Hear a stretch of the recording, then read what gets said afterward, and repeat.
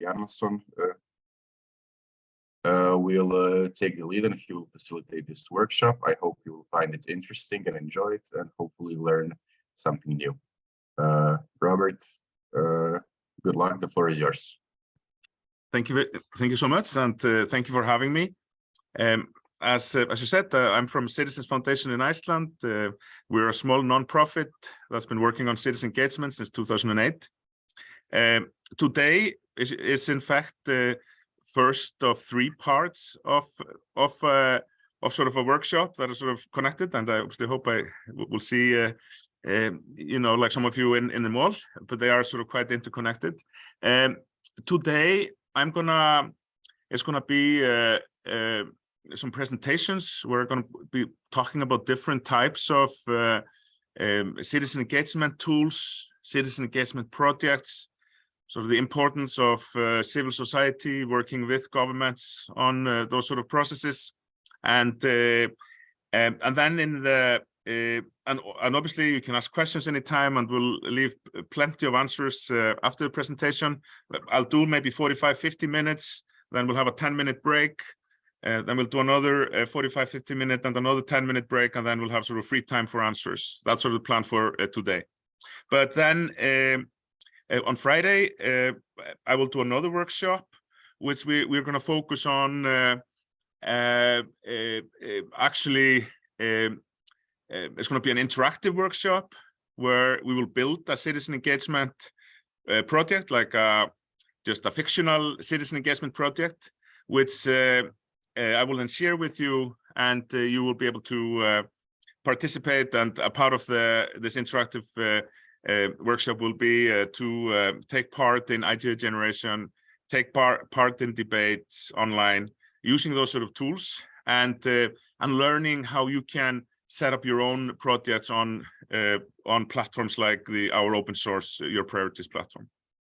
And then on Monday next week, there will be the final part of this sort of series of workshops, where I will focus on promotion, data analytics, understanding the attention economy, how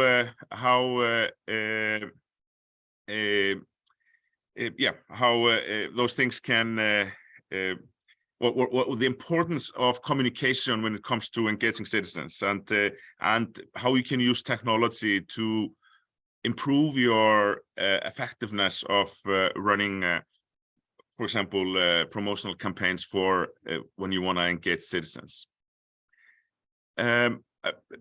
Anytime you want to ask a question or anything like that, feel free to stop me.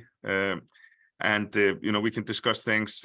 Otherwise, I'll make sure before we go on our first break in about 45-50 minutes, I'll make sure to leave space for questions then. And then after the sort of 2 presentations, that we can have a discussion a bit afterwards. So with that, I'm going to start. Share my screen here. And so say Citizens Foundation from Iceland, connecting government to citizens, that's sort of our goals, connecting the public sector with citizens. Iceland has been running sort of democracy type of society since the year 930, so over 1,000 years. You're old, close to 1,100 years old. It was very limited in the beginning. It was only like the heads of the families, both men and women actually, that were like allowed to vote. But about 100 years ago, then citizens in Iceland are enjoying our sort of what we now know as the sort of type of liberal democracy that we all love. And people would often come on horseback to cast their vote, or some would even walk for a couple of days or something if they lived in the countryside. They didn't have and people would meet their representatives even in the street. There was not a lot of people around compared to today in Iceland and Icelandic towns. And but then sort of modernity slowly came to Iceland. The car came in the 30s. We had the computers in the 60s, and access to the web, the internet, was opened in 1993. That's actually my background. I'm an entrepreneur. I started the first internet company in Iceland in 1993, connecting people to the internet and making the first websites and so on. And I did the same in Denmark in 1995, opened up the first internet company there. And but then one thing that hasn't really changed much is our democratic system. And in 2008 in Iceland, it really came sort of crashing down a bit. Well, it became crashing down in terms of people's trust in the parliament and in institutions. So this was the financial crisis in 2007, 2008, where in a matter of 10 days, all the banks, all the big 3 commercial banks in Iceland went bankrupt. And I was living in London at the time, and I remember talking to my grandfather, who was a former taxi driver, and he's always saved his money. He didn't have a lot of money, but was always saving. And he was at the bank with a black garbage bag, and he was gonna try to get all his money out. That little he did have his savings, but he couldn't do it. And people were seriously for a number of days. It was not clear if they could go to the bank in the ATM to get their money out. It could be that all the money was gone. But thankfully, that sort of slowly sorted itself out. But what did not sort itself out was people's anger in how the government could take so many bad decisions that led to Iceland being so overexposed to the financial crisis. The banks in Iceland, which the government had been promoting as we would be like a financial center of the north, like we would be Dubai of the north.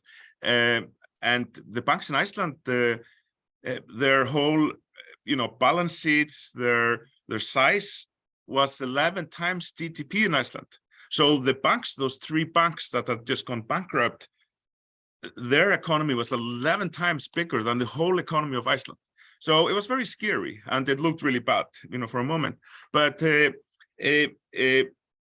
people's demand were, very much about decision making. And I know you can see a protest like that, and you think, oh, what are those people arguing about? It's like the pots and pans revolution. They're all banging their pots and pans. They were demanding better decisions by their governments, by the government. They were demanding that they were being that there was a sense of professionalism in running the government, for example.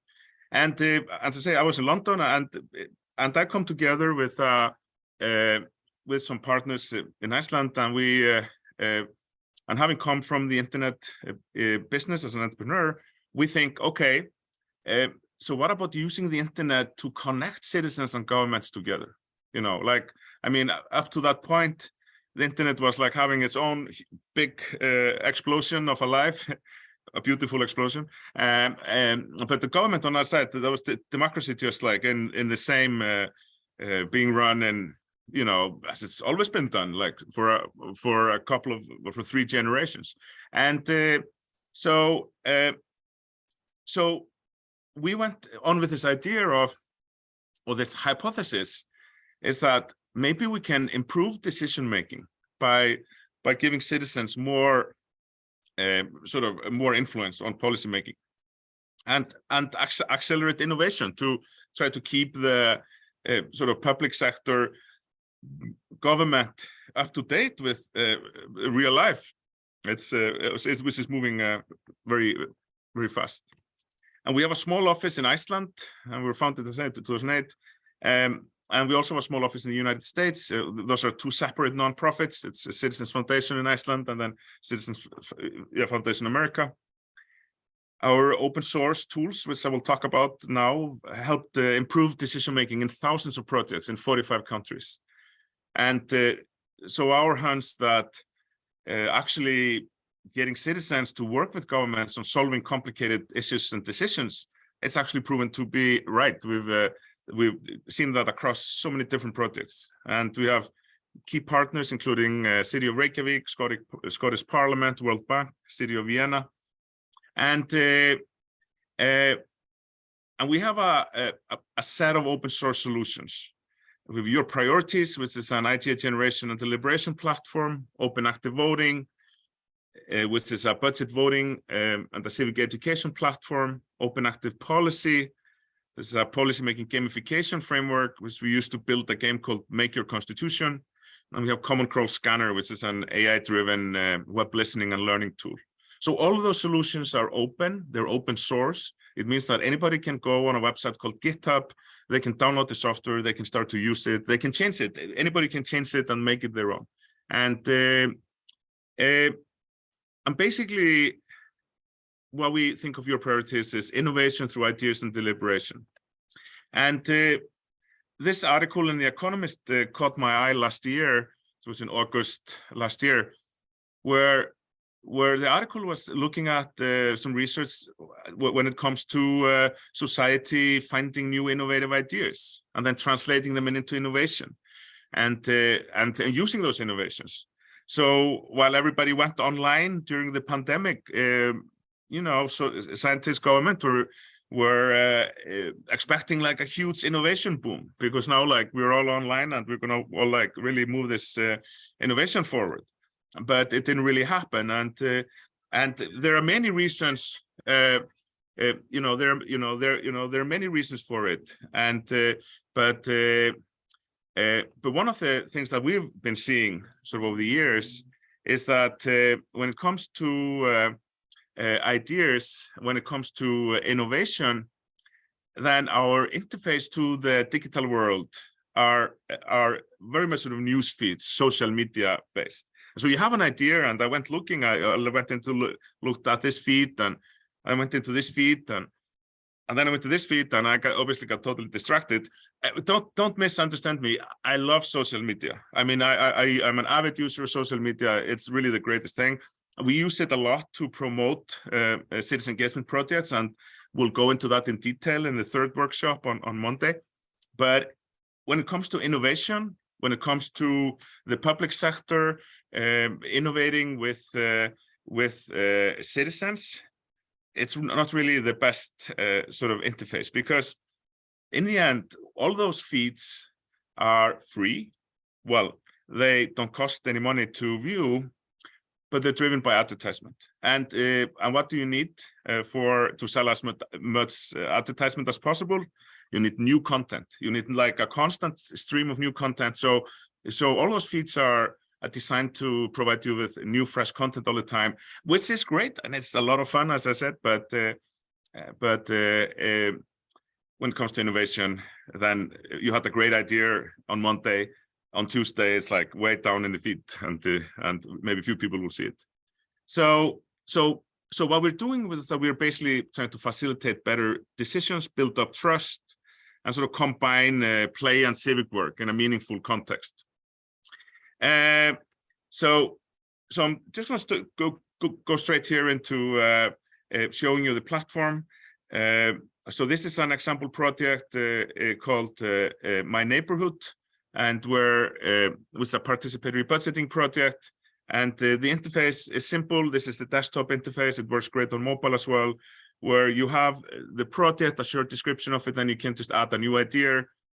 This is another example where we have a project with the Scottish Parliament, where this example is a consultation on climate change. And this is an example. We'll talk about this in more detail in a little bit. This is a project with the national government on the national level. But the key element to why our platforms work is that our deliberation system. So in 2009, when we had just started, the Icelandic Parliament gave us a small grant, and we created a project called Shadow Parliament. And in this project, then we had laws coming from the National Parliament website, from the Icelandic Parliament website, and we allowed people to discuss the laws, like have a threaded discussion about the laws.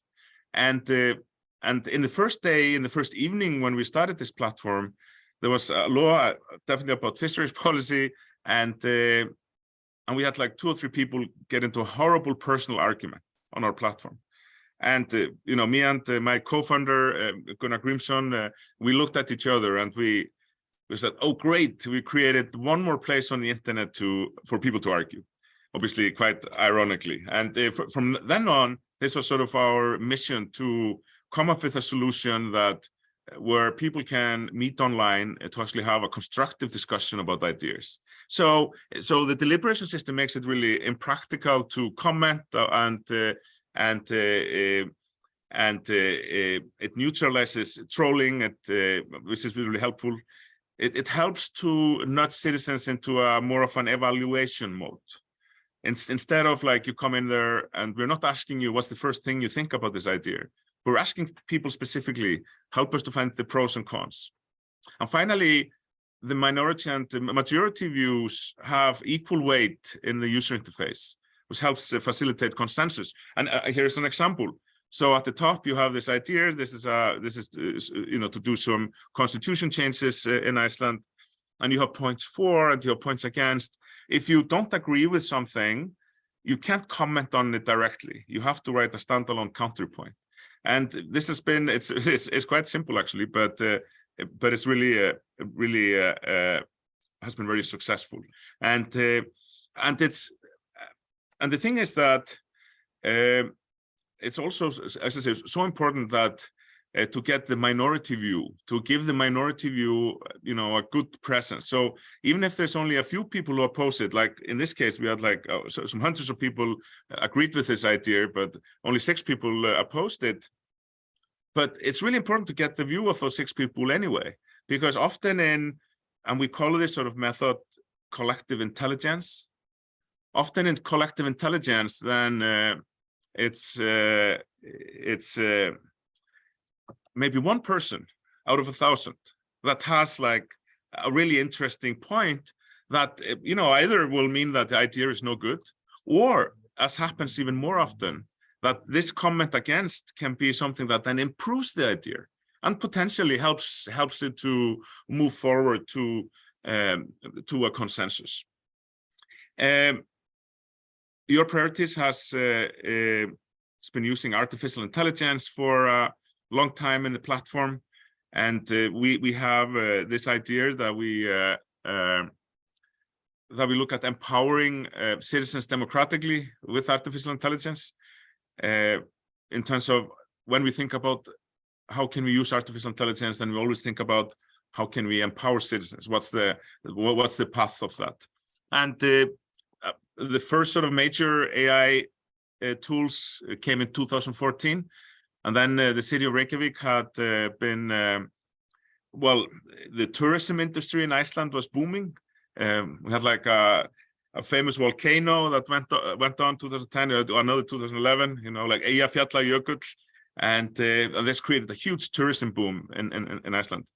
And to meet the demand for people working in the tourism industry, people from all over Europe, you know, came to Iceland to live and to work, and the local government, having thousands and now tens of thousands of people living in Reykjavik that don't speak any Icelandic, and are maybe not even likely to ever speak Icelandic because maybe they're only here for 3 years or something. But it's really important that everybody living in the city has opportunity to take part in democracy. So machine translations were sort of the first integrated feature where, you know, we could translate between you know, Icelandic and English and Icelandic and Polish, and giving people living here, well, in all sorts of other languages also, obviously, giving people chance to participate that don't speak Icelandic. And you know, we were using back then, we were still using the Google Translate API. And believe me, in 2014, you know, the translation to Icelandic was not great, you know, but it was still like, it almost always captured, you know, the thinking, even if it was not perfect. I mean, today, you know, those machine translations are really, really good, you know, and we had like project this last year, you know, last spring, called Code Europe, where we were crowdsourcing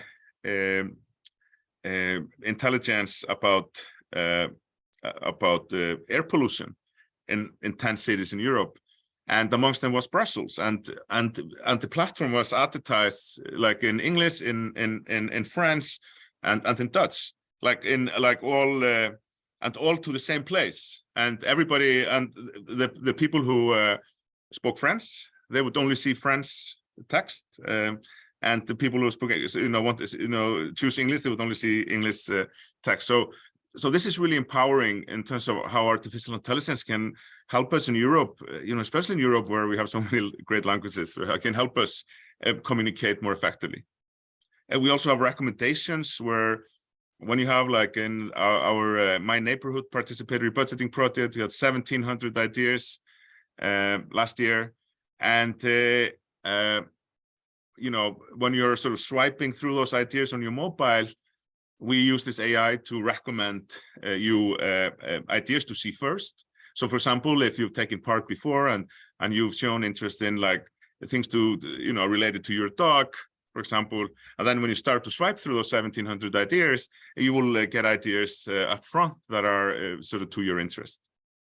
We have speech to text, so, and especially important for disabled people, where people can speak in their ideas, and then it's automatically, the speech is automatically converted into text. And again, we added this, you know, 4 or 5 years ago, and it wasn't perfect there then. It's really good today. I mean, we can speak in Icelandic like a whole complicated idea, and it will dictate it, you know, most of the time perfectly. And even if we have the deliberation system, means that there's very, very little toxicity on your priorities. That does happen though. And so, as a sort of a backup, we have automatic AI toxicity system that for every piece of idea, every debate point, anything that the user adds, there's an automatic toxicity detection.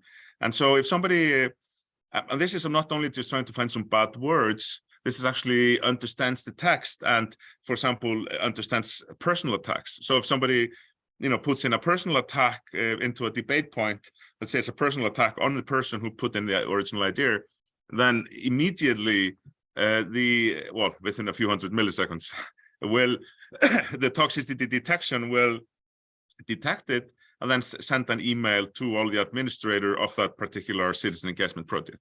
So really giving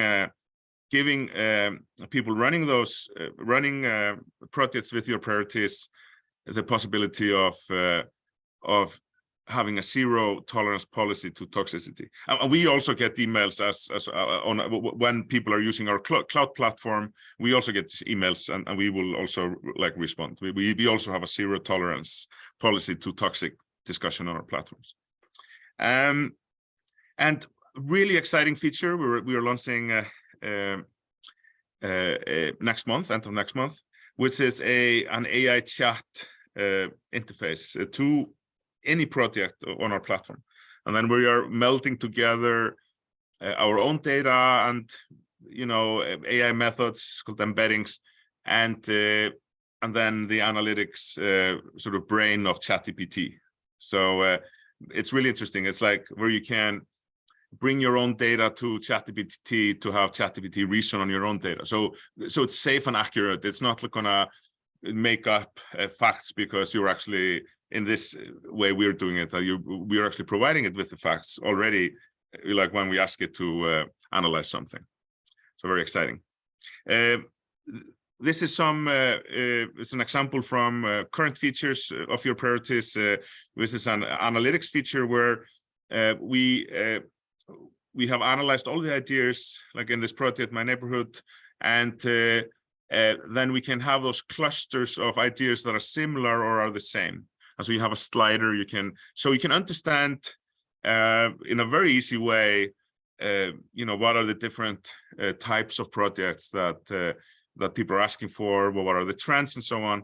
Or you can also have like this 3D, view it in like a 3D interface where you have those sort of clusters of similar ideas. And in this case, that big cluster in the middle is things to do with outdoors, like exercises, exercise equipment, outdoor things, basically. That was a very popular that in 2019, ideas of that sorts.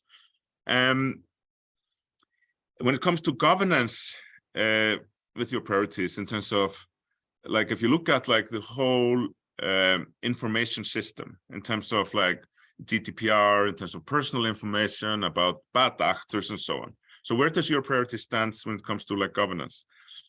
When you have governments engaging with citizens on the right, we have the public sector, governments and nonprofits and so on the left. And when you are engaging through, TikTok or Facebook or LinkedIn or Twitter, whatever, and you have an ad-driven business model, you have really no protection against bad actors in a sense that if you want to influence the citizens, like in this case, for example, you only need to have bad intentions and money, and then you can influence anything that happens. And this is a fundamental problem with the ad-driven business model. There's no way, and it's like a bit of a whack-a-mole in terms of that,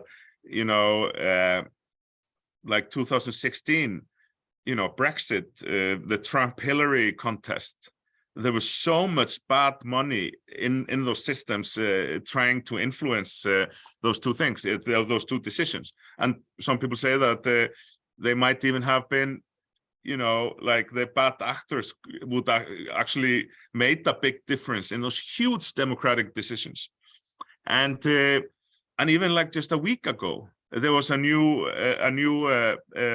set of articles from The Guardian. They were at least I read it in The Guardian. It's still happening. It's like, it's just like, it's just fundamentally, it's so easy to influence those systems through advertisement. But when it comes to open source and non-profit solutions like your priorities, we're not the only one. We also have, for example, Decidim, we have Consul and many others. And then we have a totally different idea of governance.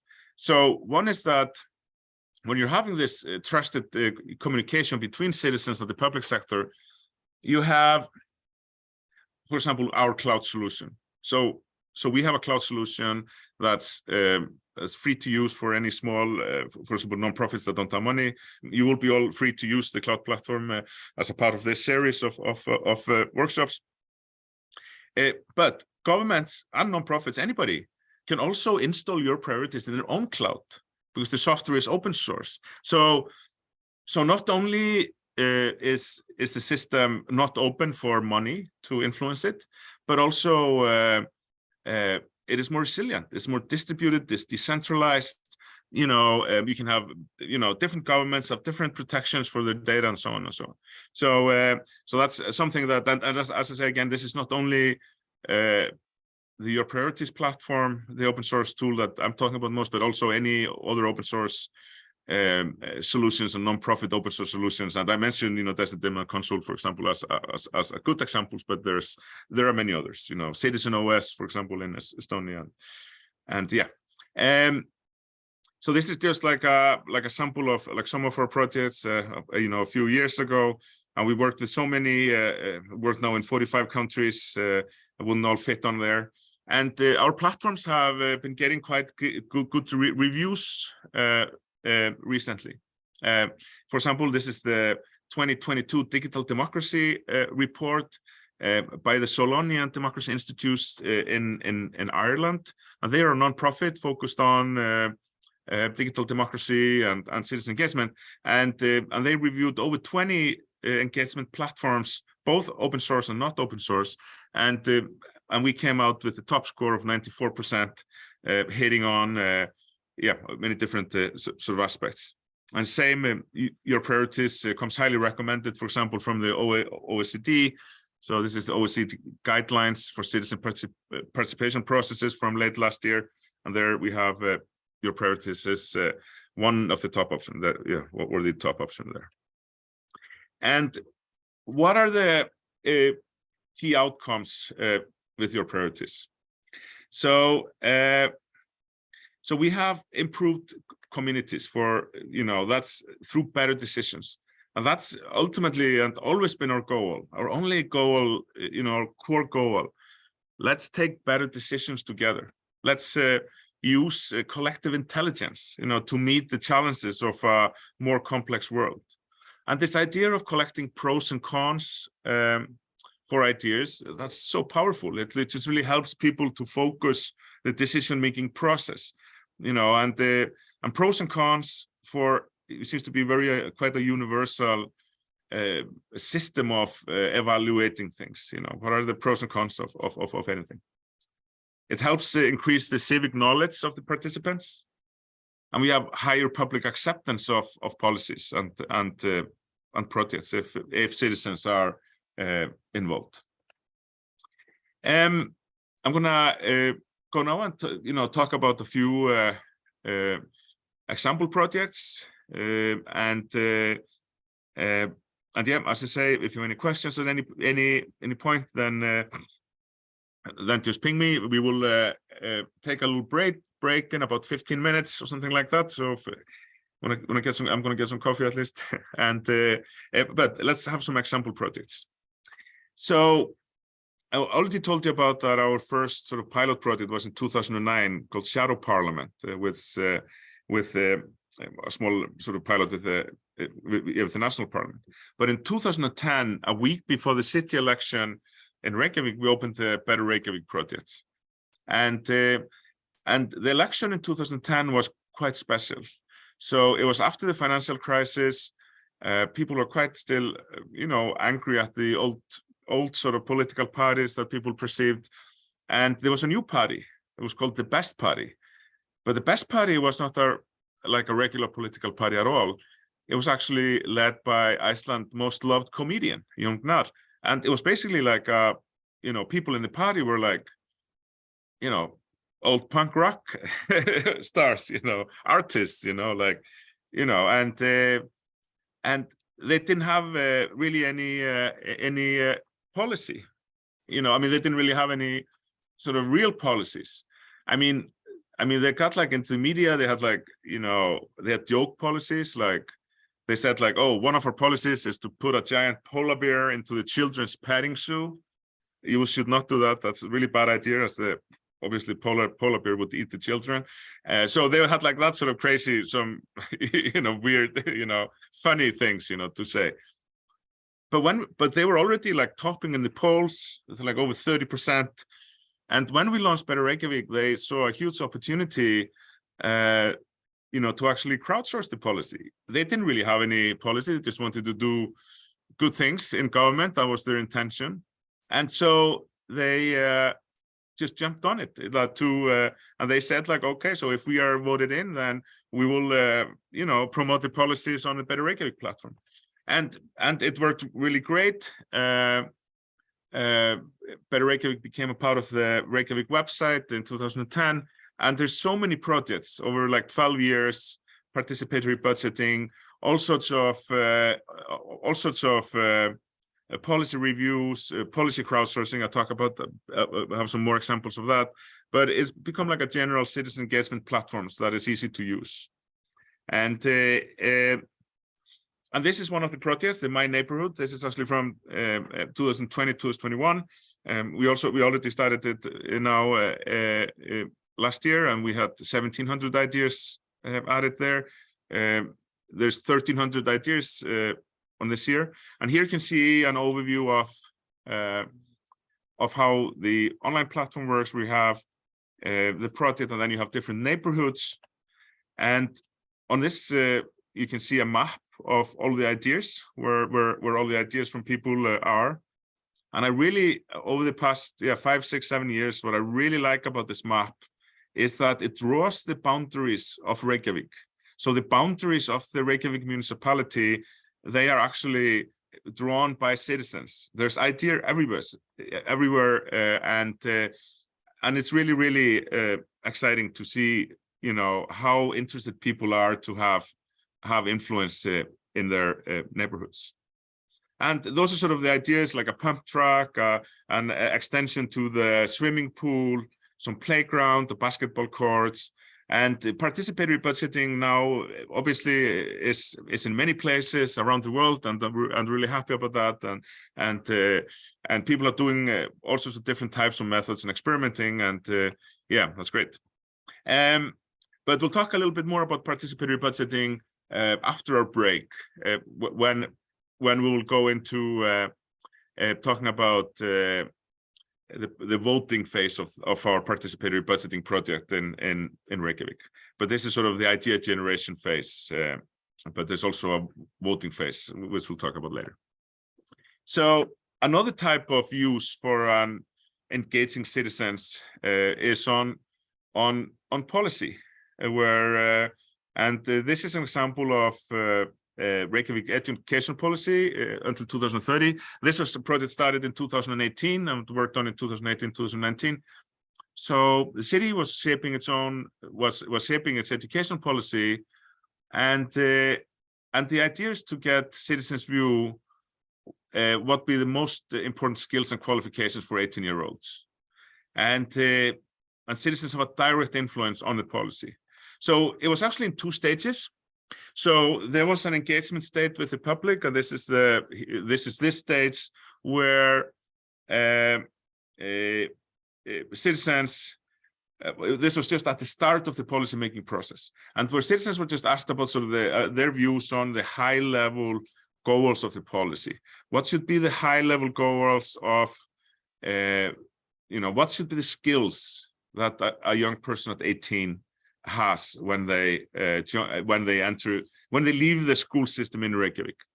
And yeah, people had a lot of ideas, obviously, and again, the pros and cons very useful in policy making setting like this one, and many issues were discussed. Then towards the end of the process, when the city had worked from the feedback from citizens directly, also they had many meetings with teachers, with parents, you know, with children, you know, and so it was a very, you know, a good sort of method of you know, bringing together a policy that affects so many. It's like almost everybody. You know, it affects almost every family in Iceland, the education policy. So being able to formulate it with citizens in so much detail was really, really good, and a lot of things that were maybe not obvious to maybe government employees. If you just had like maybe 3 or 4 government employees, the city government employees make the policy, and people working in the city are great and everything, but you know, when you get the whole crowd of thousands of people participating and making the policy, it will make a better policy for sure.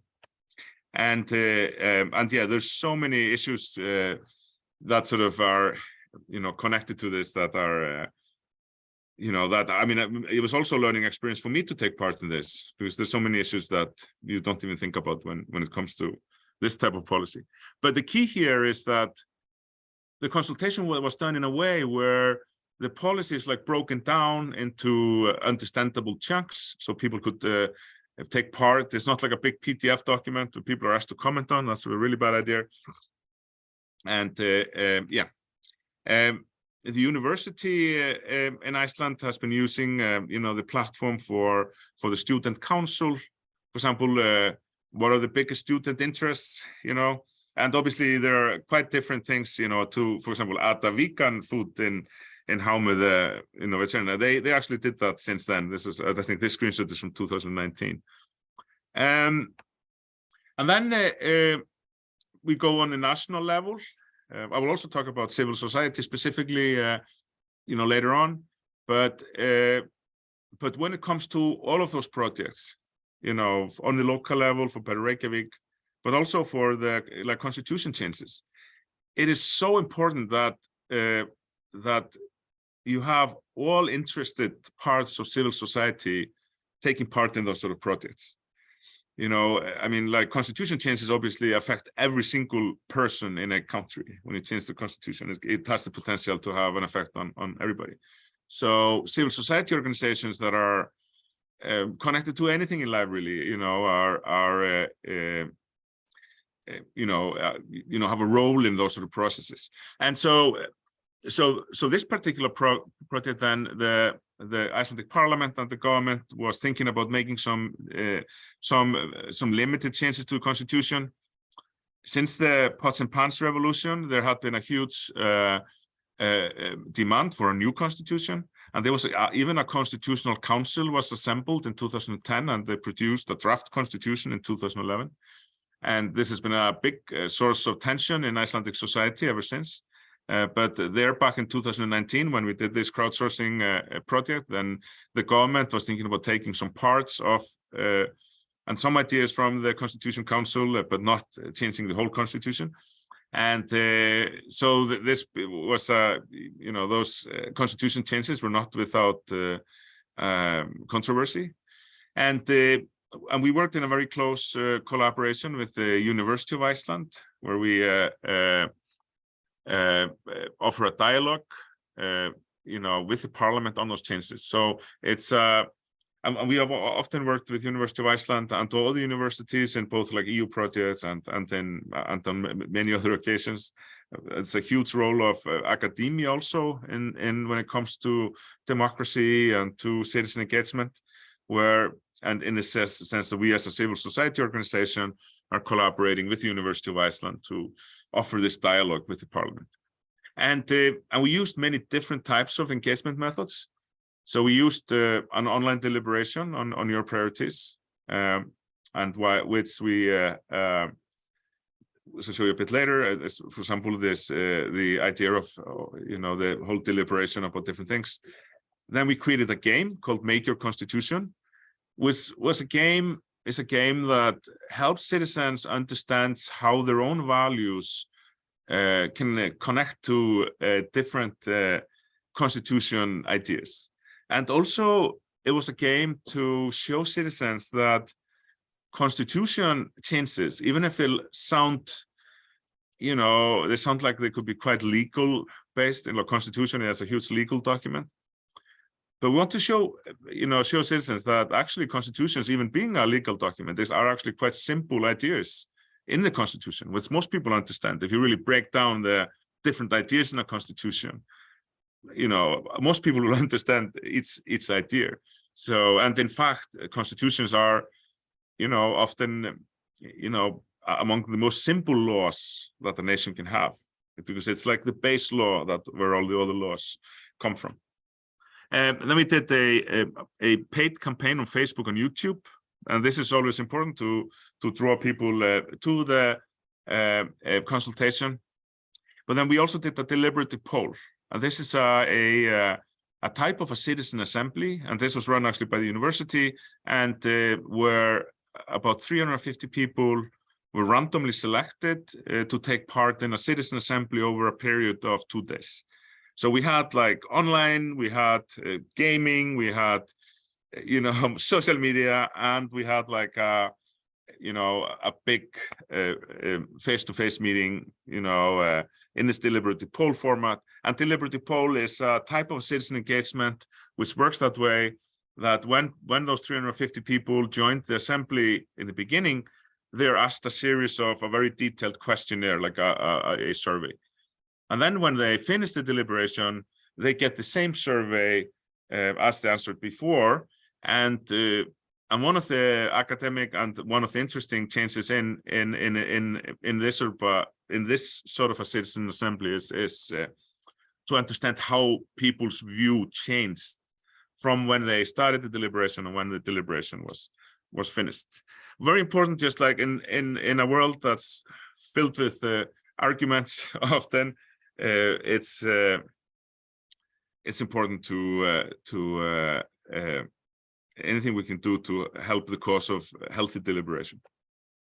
And here's just some more screenshots from it, and how it, we have natural resources, presidency, direct democracy, the constituencies, how should they be set up? Should Iceland be just one constituency, and many different sort of voting rules? But each time, each constitution change and article is put forward as sort of, a unit of debate. And back to this as that we're not asking people to participate in like, oh, we have this big legal document, tell us what you think. But we break the legal document and those changes into understandable sort of chunks of and here you can see some more of this really interesting debate. And even if there's some really a lot of tension around this process, because a sizable chunk of the population, even in some polls a majority, wants the new constitution, the constitution that was approved in 2011. So through all this tension, we were comparing toxicity. So we automatically analyzed all content from Facebook, your priorities, and the deliberative poll. And what we found is that we were experiencing like a lot of toxicity on Facebook, even like at us personally, and the people saying us, telling us, how can you as a civil society organization betray the new constitution or something like that? And obviously we don't really take views on things as a civil society organizations dealing with deliberation. Our focus is that we think more deliberation, more citizen engagement is good for society. That's our mission, but we really don't take stand. And here's, for example, and we looked at like a toxic comment, like 3.8% of the comments on Facebook were toxic or very toxic, while on your priorities and in person, there were only a few toxic instances. And same here, if you took out just very toxic comments, they were and this is like really toxic, like somebody telling you to, let's just something very bad. And there we had like 1.4% of Facebook comments were like that, 0.1% of your priorities, and those were deleted. The toxicity engine it's like 2 or 3 comments, that they were blocked almost right away. So, but there was no toxicity, 0. Nobody said something really bad to another person face to face in the deliberative poll. So that's quite interesting. Both interesting as to say that we know people behave badly on social media, but also we're really happy with that your priorities also has so little toxicity. And before I continue, I want to offer you, if you want to ask some questions at this point, and I'm just going to stop a little bit for now. And so if you have any questions now, or please.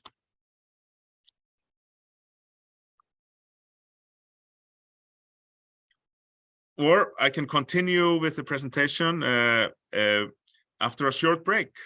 So say we will meet back here in like 9 minutes. That's okay?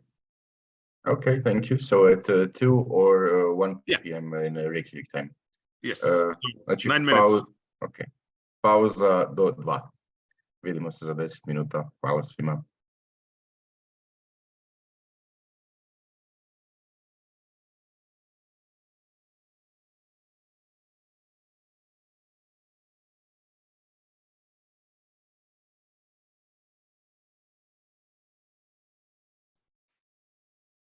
If you have any questions at any time, feel free to stop me. And I sort of emphasize also that, today I will continue to talk about the tools, open source tools, which you can all use, or it's all free to use, so open source. And but on Friday we will have a much more interactive session where you will be able to use some of those tools directly, and will be much more of a sort of an interactive, hands-on experience, if you like. But I'm going to share my screen again, and continue with some examples. So our Better Iceland website, we launched that in 2011 as well, and so on Better Iceland we actually have now 18 other municipalities in Iceland. So all the largest ones actually are there. So with Better Reykjavik and with Better Iceland website, we now over 90% of the population in Iceland has access to citizen engagement projects, with the local governments, and some national level projects like the Constitution crowdsourcing. And this happened absolutely organically. We started in Reykjavik, became quite popular there, and then the neighboring sort of bigger cities in Iceland adopted it. But now many are using it, and anything from 700 people municipalities up to Reykjavik, which is 140,000 people. So, and we're really happy with that because it's sort of shown that the benefits of citizen engagement and citizen engagement projects is for all stakeholders. So it's for citizens, well, it's for society. Ultimately together for us to make better decisions, but also individually, it empowers individuals, gives them a voice. It helps politicians often deal with complicated issues. And when it comes to government, and especially local government, yes, there are some issues that are ideological, like we have a left-wing solution, or we have a right-wing, more of a right-wing solution, or a center-left or center-right. This is more popular in Iceland, actually. And but most decisions are not really ideological; they're practical. And especially when it comes to those practical issues, then engaging with citizens also empowers politicians and people working in government. Obviously, those sort of processes can create a lot of work in city halls, in government. So politicians need to make sure that that actually there is capacity in government to respond and sort of organize the information coming from those consultations. Cities and towns around Iceland are using it for all sorts of different things, including like ideas for new employment and innovation. And this was very sort of, this is after COVID hit, and this is in a town called Reykjanes, where they're next to the airport, to the Keflavik airport, and just suddenly overnight, really, all the tourists disappeared. Like it was just empty, So they used the platform to come together and debate and come up with interesting ideas. It doesn't always have to be serious. It's also from Reykjanes, the same town, where they use the platform for finding the best decorated house at Christmas. Engagement, in towns and cities and in communities, doesn't always have to be serious. I mean, most of the time it is. This is a 250 people village in Iceland on the Westfjord. You can see an image of it there. And they use the platform to come together to think about the future. They are now a part of a larger municipality, and so that's really interesting. Public health policies, for example. That's one example. Traffic safety, and one thing is like, last year, the national government, and I guess like there's European maybe regulations about like garbage disposal, and like we have like 3 garbage cans now, like in every house. But in this new regulation, it needs to be like 4, but you could choose, if it was like for compost or whatever. And like there was like a number of choices you could make. So when you get the law from the national parliament, then, there's some options in terms of how the city or the town implements it. So several towns started consultation on those garbage cans. And I wouldn't necessarily think like, oh, so garbage cans, that's like, is that really an interesting subject to have a consultation on? But yeah, it turned out to be quite popular. People have really had views on how the setup would be. And when it comes to it, I mean, like every household in Iceland, has garbage cans, outside. So it affected us all. And it's a minor decision maybe, but having people come together to decide on the most desirable solution for this really just helped to make sure, for example, people wouldn't be complaining about what was decided for years to come. We have on the international level, we won an e-democracy award in 2011 in Europe. European e-democracy award was then called, and from then our open source solution started to be used by more and more, and in more and more countries, and including the Scottish Parliament, who's been working with them since 2019, and they have done so many different consultations on different things. There are different bills coming through, policy, climate change policy, COVID-19 citizen panels, and many others. And for example, like a general consultation on community well-being. What are the things that matters? The climate change, I mentioned that before, and then in any project in any country we've sort of been so far, we always see like this, so many ideas that people have, and people want to contribute to better societies, for themselves, and I mean, obviously we've seen this on like social media, people like posting ideas all the time, they go into those feeds. But with this sort of format, those ideas become much more likely to be heard, and then be heard by somebody who might put them to good use. So we're really happy about that. And again, there's a lot of debates in the Scottish Parliament about different things, and yeah. So we have worked in Estonia as well, where there were, after some political scandals in 2012, some grassroots organizations in Estonia, and the president of Estonia led a new law reform project in terms of how do we improve laws, Estonian sort of voting laws and things like that. And 50,000 people came and took part online on Your Priorities, and created 2,000 ideas. And those ideas were then sort of filtered to go into a citizen assembly, which then produced 15 new law proposals for the Estonian parliament, which then the Estonian president put forward as law proposals. And 7 of those top ideas are now part of Estonian law, either fully or sort of partly. And there's an earlier version of Your Priorities in 2013 that didn't have as many pretty pictures. Yeah, here's some of the laws that sort of went through this process.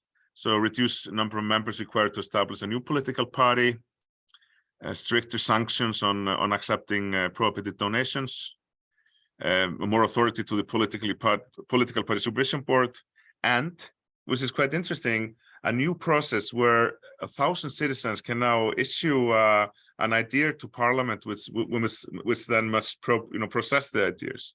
So in a way, this citizen engagement process in Estonia, the People's Assembly, Ravakuku, produced law changes that generated more citizen engagement, sort of in a formal way. So I think that's pretty cool. We've also done projects, so say across the world. This is an example from a project in Africa. We worked on with UNDP and GovLab, and we do a lot of projects with other civil society organizations, and that's really so like the core of what we do, because we really believe that citizen engagement is something that needs to be innovated and executed, in collaboration with civil society, compared to government working with private tech companies, for example, doing citizen engagement. We don't believe that's as good of a model for various reasons. those are some examples here, and you know, it's interesting for sort of different countries and different cultures. Our platform has the possibility you can upload videos as a part of your idea. Actually, those projects we've done in Africa, people have used a lot of videos, which is like more videos than, for example, in Iceland. We're really happy about. I guess it's just a different type. People use social media in sort of different ways, I guess, in different countries, you know, sort of different, you know, tastes for it. And again here, cross culture in 5 cities in Africa, in this project only, where the pros and cons really worked well as well. So say it seems to be a very universal way of thinking when you are evaluating something. So what are the pros and cons of it? This is another project in Sudan, which we worked with the British Council and non-profits in Sudan, which was after the first COVID wave, where we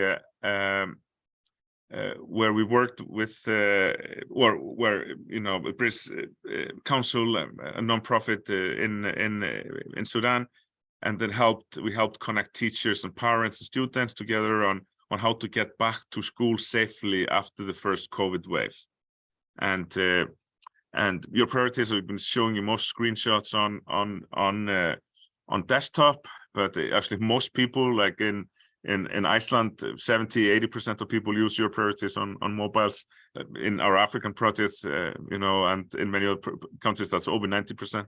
So and on, you know, on Friday when we'll do the interactive session, I'm sure you guys will be using your mobiles also to participate in the interactive elements. We've had a good partnership with the World Bank since 2019, and done many projects with the World Bank. So so this is one of our well, this is actually our most sort of successful by volume citizen engagement project we've done. This is in Kyrgyzstan. We're working with ARIS, which is a development agency from the Kyrgyz government and the World Bank, on offering citizen engagement to thousands of villages in Kyrgyzstan. And we have, it's actually an old screenshot. There's now over 350,000 registered users in this project. Over 500,000 people from Kyrgyzstan have visited the website, and it's basically about different types of grants that the World Bank is giving out and loans that are part of both a big power line that's crossing Asia called CASA 1000, but also all sorts of different, you know, heating supply projects, village investment projects. And for the first time, then just regular citizens in such a big country and such a rural country had the chance to have direct effect on such a scale on how the World Bank money was spent. So people were having views on, as I say, it was like thousands of villages. It's like literally tens of thousands of different sort of engagement groups that were created, and this is still running this project, you know, and people can have their say if they want the investment money to be used on the electricity grid, for example, or improving the water supply, or on fixing the school. And you know, like everywhere, there's always more projects you can do than money you can have. So getting citizens to directly influence policy in this ways in often small villages, it's just amazing. But the enabler for this in Kyrgyzstan is that there's already a really good mobile coverage around, even in rural areas. There's good mobile coverage, and the Kyrgyz people have you know, really embraced the internet and social media in the form of WhatsApp. And so for many, WhatsApp is like the interface to the internet for many people. And so ARIS and World Bank, they came up with this really ingenious promotion strategy, where they created a series of WhatsApp groups and promoted it to the village leaders in all those villages. And then when there was a new consultation, Aris would let the village leader know, and the village leader would let everybody in the village know. And there's been a case study on, if you go to peoplepower.org, there's a detailed case study about this project where this talks about how it has really empowered individuals in those villages, and then especially women. This is another project in Kyrgyzstan with the health ministry, where they are running the Your Priorities platform, like in the basement of the health promotion center, and originally set up as to fight COVID misinformation, but now is a general engagement platform of the health promotion center in Kyrgyzstan, dealing with any sort of health issues, interactive platform for engaging with the public on often complicated health issues. This is another example of a World Bank project in Romania, Romanian startup ecosystem strategy, crowdsourcing about ideas about how to improve the startup ecosystem in Romania. Yeah, those are just example of, you can also do like surveys on Your Priorities platform, and this is just example of some surveys that the World Bank used the project for, and for COVID-19 monitoring. Those are just some maps of the engagement project in Kyrgyzstan. It's a tiny sample of the structure of such a large engagement project for thousands of villages with many different types of projects in its village. And we've been working with the World Bank also on developing a new type of an experience, like a real-time experience with Your Priorities, where the platform can be set up to run a so-called community scorecard process, which is a type of participatory monitoring solution. But I'm not going to go into details on that. A really interesting project in Vienna, where called the VM for Future, and it's basically participatory budgeting for young people. So for young people from 5 to 20, which then the kids from 5 to 13, they took part in their classrooms. And if you see the second photo at the bottom, the kids took part in their classes using this board game that was specifically delivered for this. So we always like that. I mean, in terms of citizen engagement, if you have the opportunity to get people together, physically, to meet as well, that's always good to tie that to, online processes. But in this case, it was a legal requirement because, children under 13 could not be asked to participate in the online process, directly, And those are just some of the ideas that come in there. As I say, videos are very popular in Your Priorities. Many projects use short videos to sort of explain the projects, and there's just so much creativity, from those kids.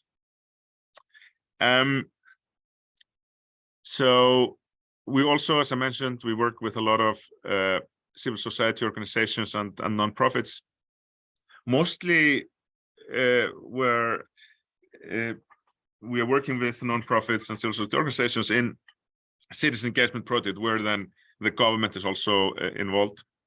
But also some projects like this, where nonprofits like this one, called Promoting Economic Pluralism, how they are using the platform directly to engage with citizens. There's no government involved there. They're just using it for the purposes of their nonprofit, and including, for example, they did nominations for not the Nobel Prize Awards for fresh thinking in economics, organizing conference topics to two speakers, and co-creating master's programs. So we have academics, take part. The platform is very flexible in terms of you can set it up in many different ways. There's a lot of universities around the world where participating in this master's programs, sort of crowdsourcing. And in this case, I mean, usually when you set up a consultation on your priorities, we suggest to governments and anybody, keep it simple, you know, like just have one question or something. But you can set up the platform, like in this case, where it was explicitly looking to crowdsource a master's program, that you can set it up with like, you know, even those like built-in editors, so you can write, you know, different parts of your submission in sort of rich text and so on. But again, we usually suggest people to keep it as simple as possible. But in this case, it was like university administrators, professors, and so on, working to create a master's program. And this complicated interface is no match for you know, well, you know, yeah, for, you know, for smart university people, obviously, that are working on a master's program. So in that context, having a complicated interface, it's no problem, because what is being done is quite complicated, very technical, and very sort of narrow focused. So many political parties have used our platforms to engage with citizens. This is a conservative party in Malta. The Norwegian Consumer Authority has used the platform for you know, many different things in the past. The state of New Jersey used the platform for a fun sort of innovation challenge. And this is sort of quite interesting. This was sort of this process was sort of finishing like at the end of 2019, and it was basically the governor of New Jersey that wanted to get ideas from employees on how to improve the sort of working environment, where to make savings, how can we make the state, how can we run the government of the state of New Jersey better. And this was sort of end of 2019, and you can see here an example of some of the top ideas. You know, working from home, the green collar job, work from home, telecommuting, work from home. So this was actually turned out to be the most popular ideas, and they started to organize based on this. Like, how can the work from home work better? Like in the last months of 2019, and then come 2020. Suddenly we have COVID, and this actually helped the state. I mean, just 5-6 months earlier, they got this really huge inspiration from the people working in the government about how they could improve working from home, for example. So they were much more ready when COVID hit, and then everybody was working from home, at least for a part of the time, and then in America even for a year or more. And finally, on your priorities examples, it's an example of a school that has been using your priorities, and we just saw it randomly that that this interesting project was using our platform, because you can just go on your priorities and create your own project and go on with it. You don't need to contact us or anything. So we asked them, so what are you using the project for? Can you tell us a little bit about it? And can we put it on our website? And so basically they are using it in a class of 11-year-olds, and they have a free time every week, and they're using the platform for collecting ideas on what they should use this free time for. And they sent us this nice photo of the class and said that this site is democratic. It gives us a chance to embrace our opinions. It allows people to be heard. I think it's a great way to vote on things. We think it are beneficial for our classroom. Casey Lou, 11-year-old student in Australia. And I thought that was really nice, because, that's really what it's all about, and people want to have their opinions heard. Government, in many cases, want to listen to opinions, and that's sort of the whole idea with your priorities. So now we have sort of completed our overview of what your priorities is, what the platform can be used for, and some example projects. This is just a very small example. I could spend like 4 hours going over different projects in detail. I'm not going to bore you to death, but I'm going to talk about a couple of other platforms that we have, open source as well, that are connected to your priorities and often sort of working together. Much shorter presentations, don't worry. And again, if you have any questions, just shout out or raise your hand or whatever. But we'll have a chance after I finish this last part of the presentation, and we'll have some time to discuss. So as we talked about your priorities for collecting ideas and to deliberate on ideas, in some of our participatory budgeting projects, actually in most, then there's a separate phase. So you collect the ideas, and then the government processes those ideas, and then the public also has the opportunity to vote on them. And we have a separate sort of a front end or a separate solution, which is sort of a gamified voting app. So what are the goals? So we want to give citizens a direct influence on part of a local government budget. So this is not for everything. It's not necessarily good to have citizens take part in every budget decision. At least you would want to make sure that the citizens are very well informed in this case. But when it comes to participatory budgeting and new things to be built and so on, that's really good to give citizens direct influence on that part of the budget, really, because it is something that is it's easy for people to understand. It's easy for people to contribute to, and together with a sense of collective intelligence, we're making literally our neighborhoods better. You look out your window and you're like, oh, okay, the community, we had this idea and we made our neighborhood better. But it's also about educating citizens. So how much things cost and what it means to have a budget. And again, build up trust and make better decisions together. So this is an example. Actually, let me just quickly just break out here and just let's go into a live demo. Because full screen like that. So now I've basically broken into live demo of open active voting, which is more fun than just seeing the slideshow. So here's the website on a desktop. It works really well on mobile as well. And the first thing, I choose my neighborhood, and this is just a demo. This is not a real vote. And I can choose Icelandic and Polish and English. We'll keep it in English now. And then I have like a map of Reykjavik, of the different neighborhoods in Reykjavik. So this is Laugardalur. This is actually my neighborhood.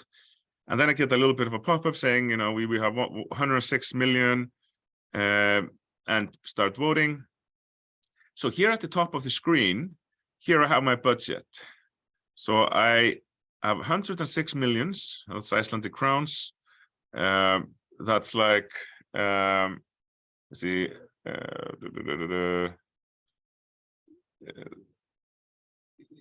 he has 900,000 euros, something like that, 950,000 euros, close to €1 million. No, maybe not. Maybe 850,000 euros. The exchange rate keeps on going. So we have this 850,000 euros here, and we can use the plus key to select ideas. So I start to look in here, and I'm just gonna. This is so climbing boulders, skate park, outdoor dance floor, and I can see here at the bottom. I can see how much each idea costs. Like a skateboard park, it's 27 million. Clamping soldiers, 18, an outdoor dance floor, 6 million. Well, I can't say no to that for 6 million. So then I get the outdoor dance floor here as a part of the budget, and now I only have 100 million left. I also have an option to give one project like a star. That means that it will get one extra vote. But I go down here and I will and I look at to renovate a play area. Yeah, I like that. Improvements to Vogaskóli lot. Yeah, it needs it. Mini football pitch. Yeah, I love that. And we want to renovate the skateboard area in Laugardalur. Yes, that's really needed. And boom. Okay, I'm finished. I have 0 millions left. So now I go down here and I can't choose anything else. Oh, so Christmas lights on Skeiðarvör. I think like, oh, I really want that. So I think I can go back here. So I think like, oh, do we really need the dance floor? or the skate park. I think I would probably use the skate park more, and oops, and then I can press the minus key, and now I've taken that out of the list, so I now have 15 million left. So I can go in here, I can get the Christmas lights, and I want the chess tables, and I like the outdoor exercise equipment. But now I'm finished, and I can give one of them a star. I'll give the outdoor exercise equipment star. I could also do the Christmas lights. So using this sort of gamified method of allowing every citizen to make their sort of fantasy budget about put the dance floor as the main thing, with the double votes, but with those, you are teaching citizens about how much things cost. You're really getting them to think about their priorities. If they have the whole budget, how would you spend it? What would you prioritize it on in terms of like smaller projects and larger projects and so on?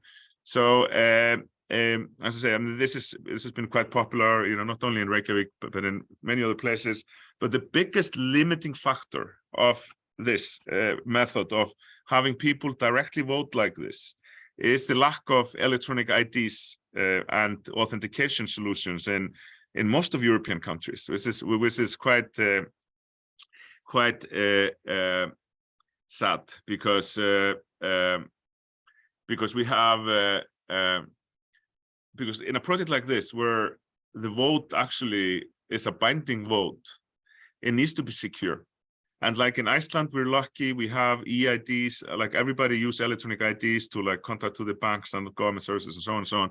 So we have like almost everybody has a government issued electronic ID they can use for this sort of process. In Estonia as well, and in many countries are making good progress, and but this is a really an enabler in terms of digital democracy to have an EID, because you can't do something like this without EID. For example, having an SMS key or something sent to your phone. But when it comes to big money, big decisions, we always recommend that you need to have an EID. You need to have a one vote per person, because if we have decision-making processes that can be misused and abused, that's not good. That's not going to be good for sort of the future of democracy. And this is just some screenshots from this, and I will make sure we'll organize that with Christian and with the organizers as well. We will make sure you have the slides available if you want to take a look at them later. And we're doing many PP projects in around Iceland, and the so the key idea is that citizens submit ideas, the city of Reykjavik evaluates their cost, and then the citizens vote on the ideas. The city of Reykjavik then builds them, and then the citizen use the results.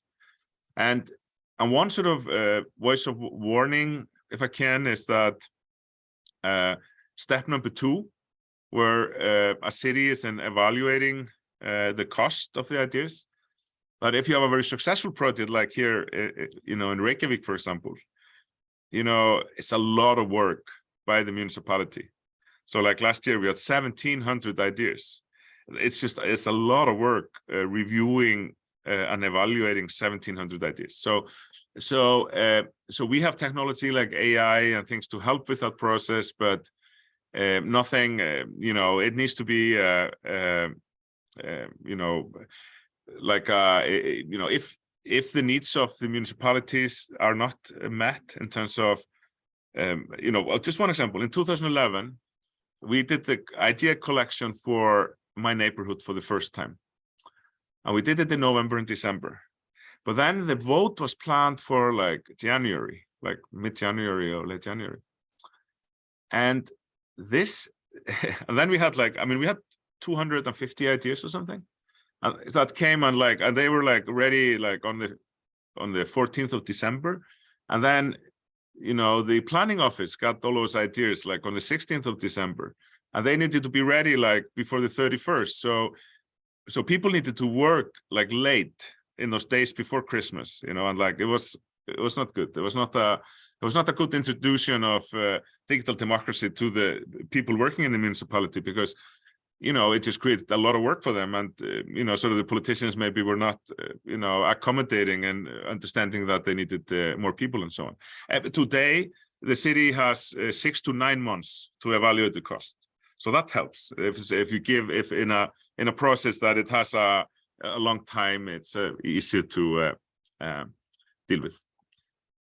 And yeah, actually, this is an old slide. There's actually 1,000 ideas that have now been improved in the city.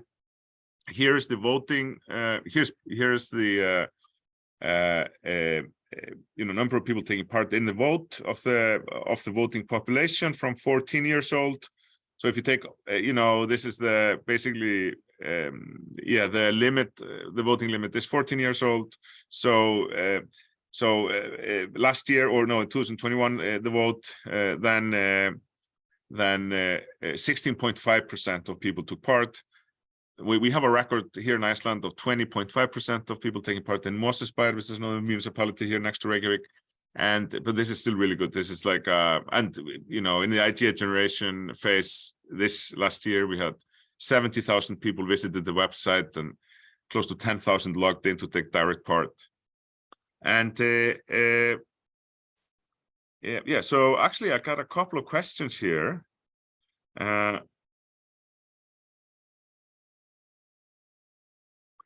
Actually, I got a really interesting question from Marina. I'll answer that just in a moment. It was on the chat, so I wasn't looking for it, but I'm just going to finish this part here. But yeah, this is sort of a steady growth, and you know, like in any participatory budgeting project, you know, it's all about like the simple things in life, you know, but still the important things, you know, and on this screen there's one of my favorite ideas. That's the one with the like aluminium staircase in the bottom left where the man is walking down. So this came in 2015, this idea, and it was like, you know, it was like a grandmother. She said, "Oh, I'm a grandmother and I love to take my grandkids down to the beach, but I'm getting a bit too old to walk over the big rocks, because there's like big rocks all over there, because the sea is very, you know, ferocious and crazy there. So they have huge rocks to protect the road that is next to it. And so it's hard to climb down." And she said, like, "Yeah, can you build like a simple ladder?" He says that, like, even if it would be of rope, she said. But the government, they went on and they, you know, they designed this simple aluminium ladder that didn't cost very much. And this was approved by a large margin in the vote that year. And there's like a kindergarten next to that original ladder. The kids started to use that, you know, it opened up the beach for a whole kindergarten, you know, and they've built many of those aluminium ladders in similar places on the beach around the Reykjavik city. So making it a lot more accessible. It's such a simple idea, you know, for somebody who needed it, you know, and then it benefited so many. I think that's the core of this idea of collective intelligence, of building our cities, you know, based on the actual needs of the inhabitants. And we've done many other participatory projects. For example, we worked as consultant to set up the Decide Madrid projects, which hundreds of thousands have participated in. And before I go to sort of the last part of the presentation, I just want to pick up a question that came on the chat, which is the question is basically, what period of time? So the question is, what period of time did you need for the system to start being used by citizens? How did you advertise the system? So this is a very, very good question. So when we started in the beginning, we didn't really have any tools for participating. So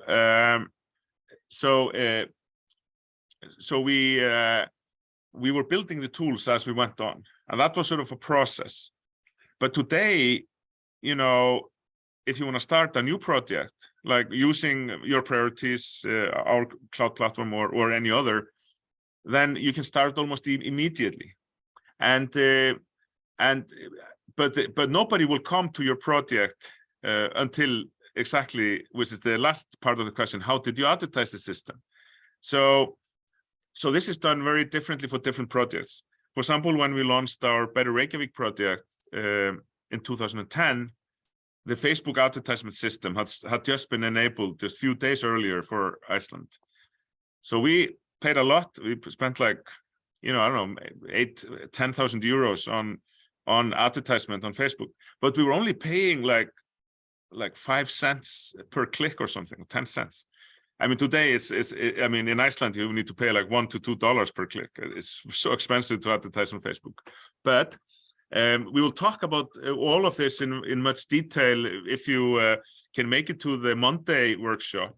Then we will talk about the advertisement, how it works, how the attention economy works, so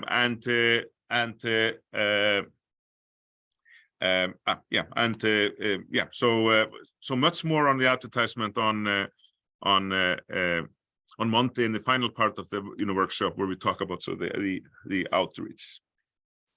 I hope that answered the question. I'm happy. Just put in the chat a follow up, but otherwise I will continue now. And so deep policy making gamification. Those are big words. It's like policy making gamification. What does that mean? And in our case, we needed to. The goal was that how can we educate citizens on the connection between their values and different policy choices? Which is sort of, how do you have some values, your personal values, but your values as a society, and different societies have different values, based on, and then in different societies have different values based on, like, if you look at history, there was like 200 years ago, or 150 years ago, in the first constitutions that have been made, the values were, somewhat different than today. So how do we make some experience out of this? So yeah, make your constitution, and it's basically a game, and I can provide link to it. There's a link on our homepage, citizens.is. If you go there, then you can play the game. So it's called Make Your Constitution, and basically your job playing the game is going to be an experience on how you frame a constitution for a country of your choice, representing the political needs and desires of the citizens of that country. And think you can do it. And so there's a little quiz, like you can win some choice points at the top of the screen, and then you can use those choice points to make policy. But first you choose a country, and in this is an example of Iceland, and you can see like the different values that sort of simplified values of a country, like independence, tradition, law and order, and so on. But you can also choose. You can choose, for example, a constitution for Iran after the fall of the Shah. So then you would have to put together a theological constitution where God would play the biggest role. So it's a game. It's not necessarily, when you play the game, it's not necessarily that you need to build a constitution that you like, but you have a society that you choose. And then you need to build a constitution that's good for that society and for their values, for their cultural values. And, first you go through like swiping game of choosing which constitution articles. There's like probably 120 of those. So try to break the concepts of constitution into a like sizable chunks, like cards that can show on one screen. And then you start to play the game when you choose your cards. And then you have your choice point at the top right of the screen. And then you can basically start to spend your choice points on different constitution articles. You want veto power, that's going to be 10 choice points. You want term limits, that's 5. You want age requirements, that's 5. And that's the executive branch. But the thing is that you have all 4 branches, well, the 3 legal branches of government, you know, being the executive, the legislative, and the judge, and the yeah, you know, and the courts and so on. But also a 4th of civic, you know. So you have like all those different types. So those are like, you know, the green, which is the parliament, you know. So should there be lobbying constraints, control of taxation and so on. So we try to wrap something that's like ultimately, you know, frankly, for most people quite boring, you know, how to make a central bank fund, you know. Well, you can play it at 10 points right there. And then you get out like a constitution draft and yeah, and then there's a review. And then they actually, in this actually example, I didn't manage to win the game because it said your constitution is not viable. It doesn't have enough articles in the judicial branch and the civil branch. So try again. But so yeah, so it's like an interesting way of trying to make something at least mildly interesting, and this game has been used in like courses at the university and so on. So it's quite interesting. Web listening, I'm not going to go into this in detail, but we have this AI technology that can scan archives of the internet. Common Crawl is an archive of the internet since 2013. Every 2 months, they take a scan of the whole of the internet, like a public internet, and they put it on Amazon public archives. So if you have enough computer power and the software we developed, you can actually search everything that happened in November, December 2013, and every year through this. And we've used this for analyzing public opinions and how it changes on, for example, on populism, on artificial intelligence, on attitudes to air quality. So we can sort of, you know, get some good information out there. And yeah, this is just an example of how attitudes to things connected to populism have changed. For example, this is people talking about being left behind by the global economy, disintegration of the traditional family unit, and so on. So finally, this is just a few last slides of my official presentation. So what have we learned over a period since 2008? Yeah, that's a lot of years, 14 years, yeah, 15 soon. And what have we learned? Have we learned something? And yes, we have. So participation must be fun, you know, it must be fun, easy, informative, and educational. I mean, any project that tries to, or even does not try to be fun, they're gonna fail. I mean, citizens are not gonna, you know, interact in a meaningful way in big numbers to something that's too bureaucratic, and too complex in terms of that. For example, as I mentioned, you know, if you like put a big PDF document somewhere and like you ask people to give comments on the big PDF document, that's not a lot of fun, because you have to read the whole PDF document, and that's not really for everybody, or actually for very few people. But instead, break down the participation into you know, sizable chunks, like in the Constitution project in Iceland. You know, the different changes to those different articles, they were all presented as different ideas people could debate. I mean, anybody could come in there and they would, you know, just select what category. Is it about the presidency's power? Is it about the natural resources? You choose that, and then you get exactly the things that the changes are about. And, you know, it's fun. You know, I mean, it's at least a lot more fun than reading a draft proposal in the language of the format of the parliament.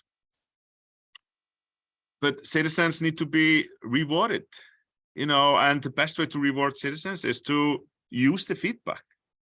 And this is sort of critically important, that if you want to do a consultation, do it at the right time. Do it at a time where you can actually, where you can have influence on the process. you know, don't have a consultation where you have like when it's last minute and you know, the policy has always been created. It almost can't be changed. Don't do consultation then. Rather do consultation when there's actually time and resources to really listen to actively what citizens have to say. So that's what we mean when we talk about using the best ideas on a regular basis. And inform citizens about what's happened in the past, about successful projects. You know, let them know, like, for example, in your priorities, there's this notification system where, you know, if government takes on an idea into a process, then citizens are, you know, emailed at every stage that something happens to this idea. So they know, so they know, you know, that you know, the idea is being listened to. And as we'll talk about in very much detail on Monday, then communication is key. If citizens don't know about those opportunities to participate, they are not going to participate. There's a 0% chance that you will participate in something you don't know about. And democracy without participation, that's no democracy. So, and this is a critical challenge also because the attention economy, which is the word for how advertisement works today, how social media works, how, you know, people consume media, how you can actually raise the attention of citizens. The attention economy is complex and it's expensive. It's like, she mentioned, like, one of the big breaks for Better Reykjavik was that the Facebook advertisement system has just been announced, and like 60% of people were already on Facebook, and it was very cheap, like 5 cents per click. You know, we just like covered every Facebook screen in Reykjavik, like a period of a week. You know, it's like people just could not get away from it. Everybody knew about it. It was just great.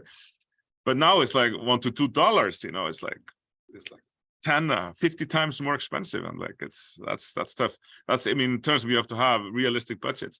But not only that, and as I say, we go into detail about this on Monday in the final workshop, is that, you know, you need to use the money well, because when you are promoting, for example, on Facebook or Google, there are ways to really monitor how your spending is going.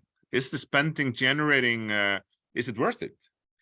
And you can have, you know, you can spend, you know, you can have one advertisement on one platform where you pay, you know, 20 cents per click for that advertisement. So if you've, so if you have $10, you, say it's 10 cents a click, and you have $10, then you have 100 people coming there, you know, for your $10, right? You know, and then you have another advertisement, which has different adjustment, and you maybe don't know about it, but its click is $1 and 10 times more. What does that? What do you then get for your $10? You get 10 people visiting the platform. But with your better organized advertisement, you pay only 10 cents. Then, you know, and this is a real thing. And I mean, even if Iceland is like, I mean, Iceland is like the most expensive Facebook market we know about, and that's just because like it's tiny. It's wealthy, it's a wealthy country, and like all the companies and all the government, everybody is advertising on Facebook, and it's like you know, it's like a bidding market. So just like the price just goes up and up and up.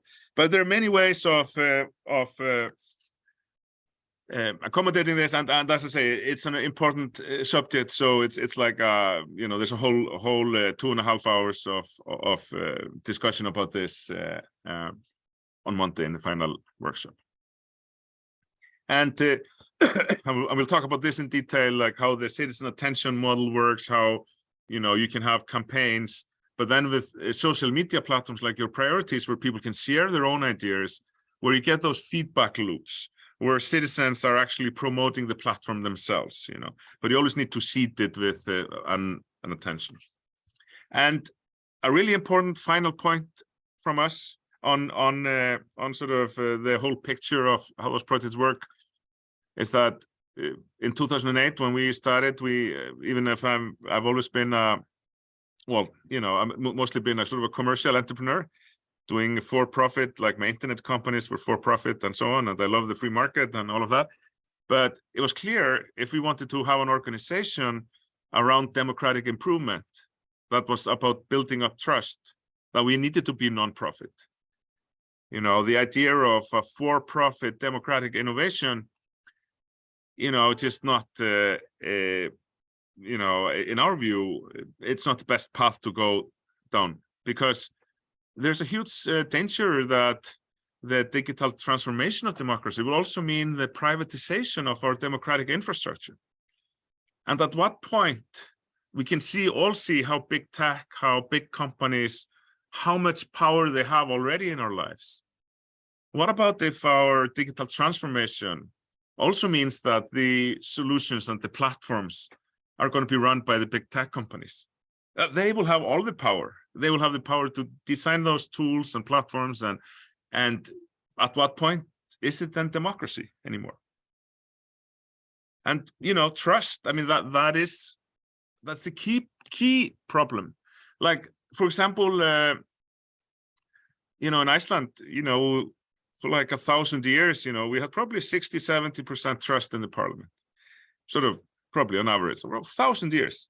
And then in the financial crisis, it sort of dropped down to like 6%, from 60–70 down to 6. But it was just a collapse in trust, you know, and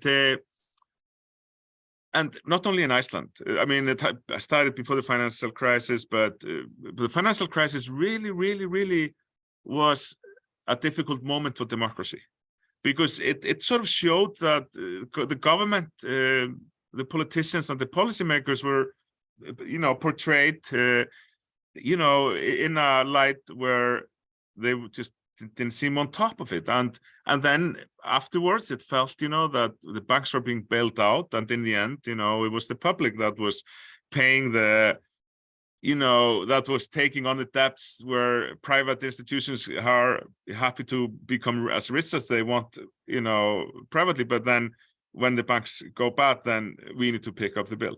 So in Iceland, you know, I wouldn't talk about recovery, but, you know, trust in the parliament is now at 28%. Obviously, it's a lot better than 6%, but it's not very high, is it? You know, because, like, I mean, this is the system of government that runs us, all that like organizes our lives and everything. So, you know, it is really trust is such a major factor in when it comes to engagement. And we really believe in open source software, decentralization, publicly operated, you know, cloud solutions, and many things like that. But anyway, I'm going to thank you for the presentation. I'm going to stop sharing now, and I'm going to look and see if, yeah, no more questions in the chat. But please, any questions from this at this point?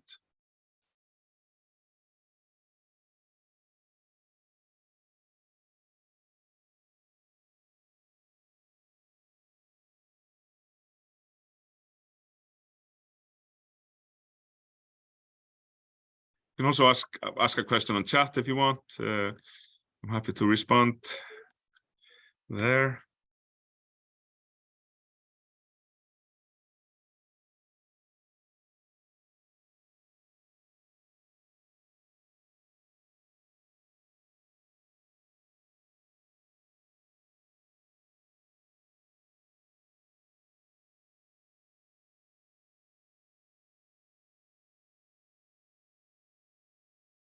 Okay, there's a very relevant question here on the chat.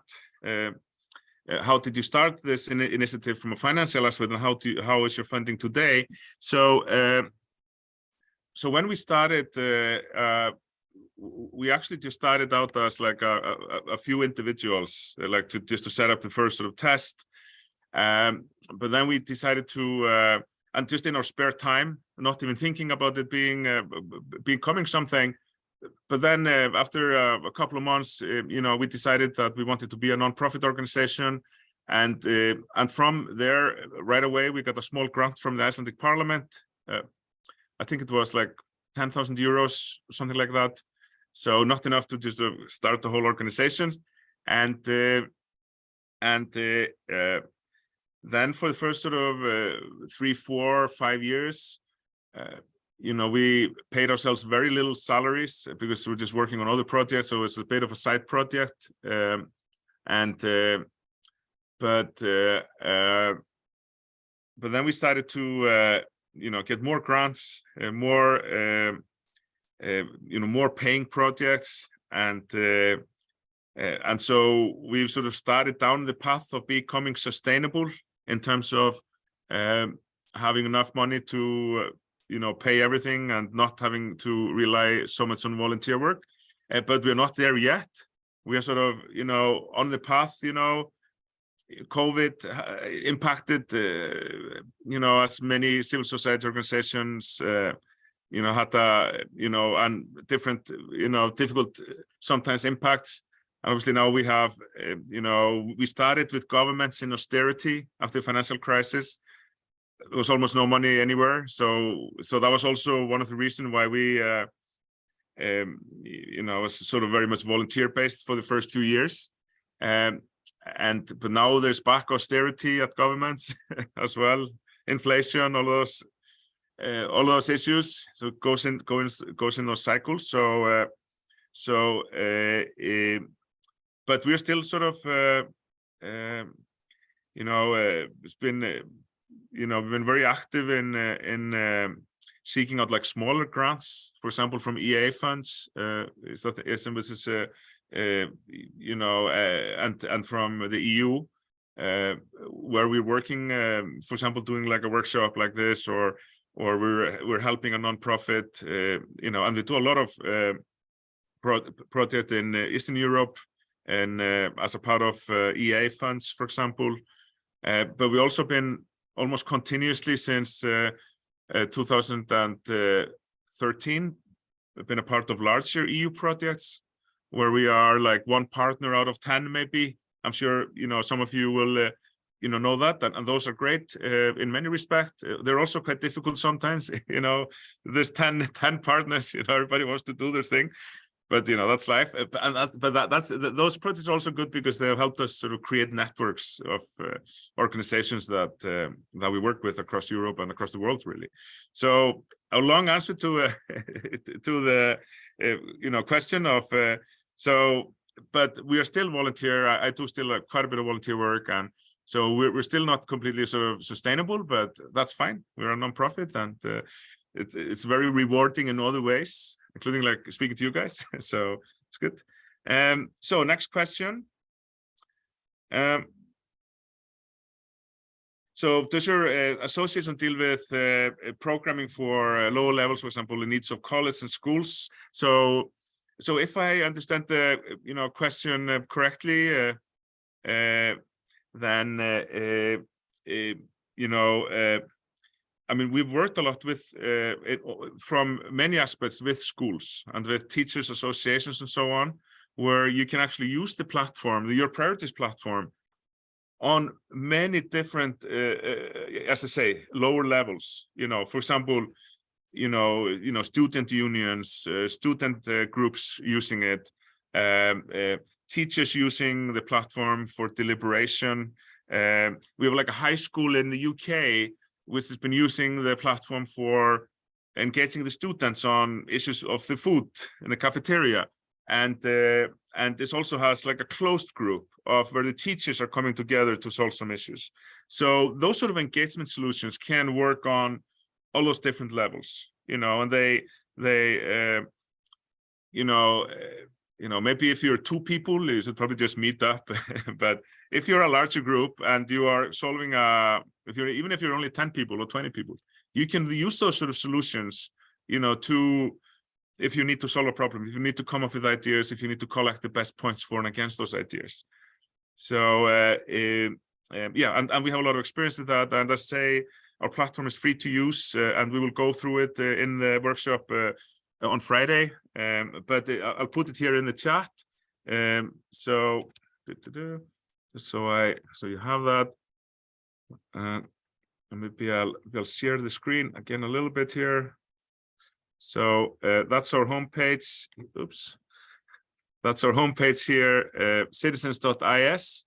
and there's a part here getting started, which sort of it goes into just a little bit, you know, and here you can go to yrpri.org, and then it goes into our platform. You can click on the plus in the bottom right corner, and then you log in, and then you can create your own project. And you can create the project as a private project, as a secret project, or a public project, and you know, you can start experimenting even right away. But as I said, we will go through this in a lot of detail on Friday in the sort of more interactive workshop. But let me see. I'm just going to find the chat here again. There we go. So here's the getting started. Oops. So I'll put it in the chat. The getting started link right on there. And yeah, so on Monday, what we'll do is that we will no, sorry, on the next workshop on Friday is that you know, we'll go through like an exercise where I will show you how you set up your own little project.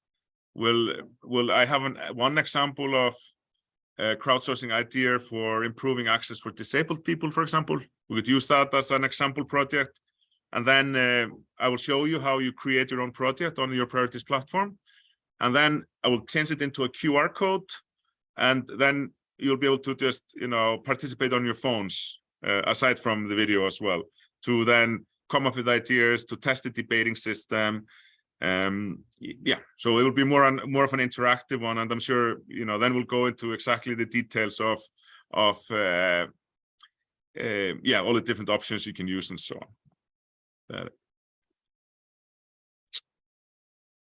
But yeah, and then any more questions on yeah, please, Yelena? Yes, thank you. I was just wondering, this platform that you made, was this paid to someone, or do you have volunteers that are good in IT sector? Sorry, is it the last part? Have you paid someone to do it, or you have volunteers in IT sector? Yeah, I'm a programmer. That's my core. I'm an entrepreneur and I'm a programmer. And my son, so basically our nonprofit in Iceland is basically my wife. She's a graphic designer, so she does the graphic design. I'm a programmer and an entrepreneur, and our son, he's also a programmer. He's in the university now learning programming, and he's also a programmer. So we do the programming, you know, so that's been like a core of it. But also, like, the open source community is so rich with solutions. So when we are looking at doing something new for your priorities, for example, we are working on like a chat interface, like ChatGPT, where you can speak to the data of all the different projects you're in. When we do something like that new, there's so many open source solutions we can like take, and we just, you know, take it and we make it a part of your priorities. So we don't need to invent the wheel each time, you know, like that. So that's also like, you know, when you have little resources, and when you're like, especially when you're volunteering, you get really smart about saving time, you know. It's, you know, it's like, you know, it's a really good motivator, if you like. Yeah, thank you. To use your platform, we do not have to have some IT programmer or something like that. We can use it. Yeah, no, I mean it is literally like, just if I share my screen here again, and if you go here into the getting started page, so then there's a video here which is like 6 minutes long, where, and I will do this more or less. I might use the same project as our sort of. You can do that by pressing the big too many voices, but yeah, here's a 6-minute video on how you get like a whole project up and running for sort of hypothetical, you know, consultation for improvements to you know, position of disabled people in a setting here. So you don't need any programming skills. It's just like it's more or less like setting up a Facebook group or a Facebook page or a Twitter page or something like that. So it's yeah, there's no IT requirements needed, but obviously project management and that sort of skills, obviously, but no IT specifically. No, and I will go over this in quite a detail also on Friday if you have the time, and I'm sure also if you do not have the time to come on Friday or Monday, then it's being recorded, and I hope you'll be able to then have access to the recording if you can't make it. So yeah, Christian will can answer more on that maybe. Yeah, thank you for your answers. Happy. Any more questions at this point?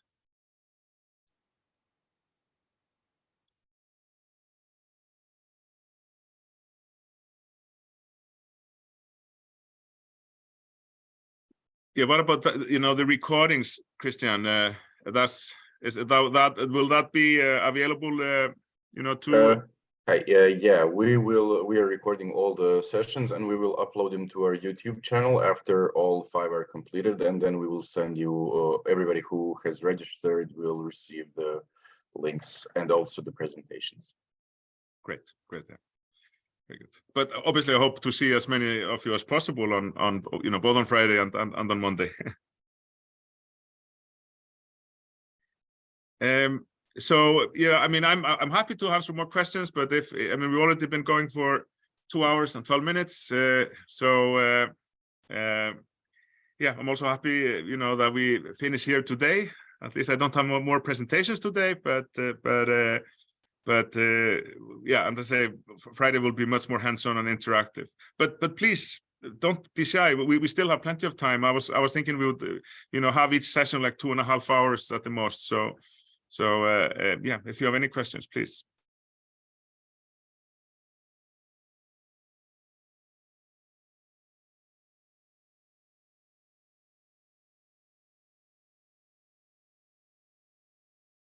Christian, anything from your side?